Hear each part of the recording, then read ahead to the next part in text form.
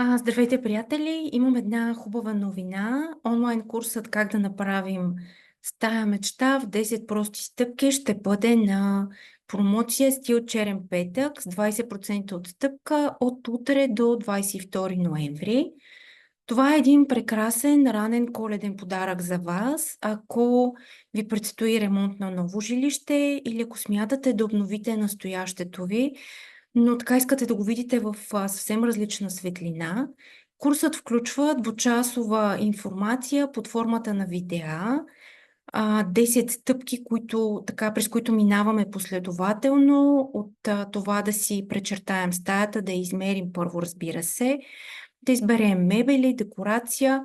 Има една предварителна стъпка за хората, които в момента търсят ново жилище, в която разглеждам плюсове и минуси на старо, ново строителство, изобщо към какво да се насочите, тъй като покупката на имот е голямо решение за всяко семейство.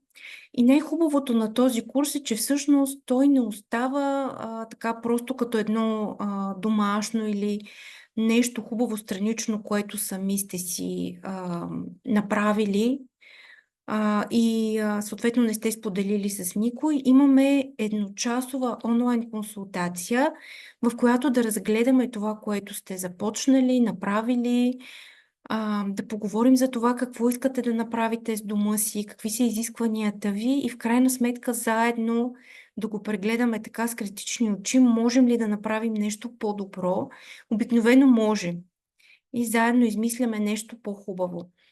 Моята идея с този курс беше не така да го оставя на принципа на самопомощ, както много онлайн курсове в пространството, а наистина да имате обратна връзка за усилията и труда си, които полагате за новия си дом. Може би малко от вас знаят, но аз съм и преподавател, обичам да преподавам и смятам, че това е наистина един достъпен начин повече хора да проектират сами своя дом мечта, да бъдат дизайнери на своя собствен дом и наистина да имат един добър, грамотен резултат накрая, а не просто после, нали, да се оплакват по онлайн групите, то цветът не се получи, то дивана не стана и така нататък. Има как всичко да се получи добре. Правят се тестери на боите, мебелите си ги смятаме съобразно самото пространство. Има изисквания за това и стандарти за това какви са им размерите. Така че когато човек се заинтересува, когато вложи труд, внимание, обич в това да измисли своя собствен дом и когато най-вече потърси помощ, защото сега хайде да си го кажем, не е нужно всички да бъдем интериорни дизайнери.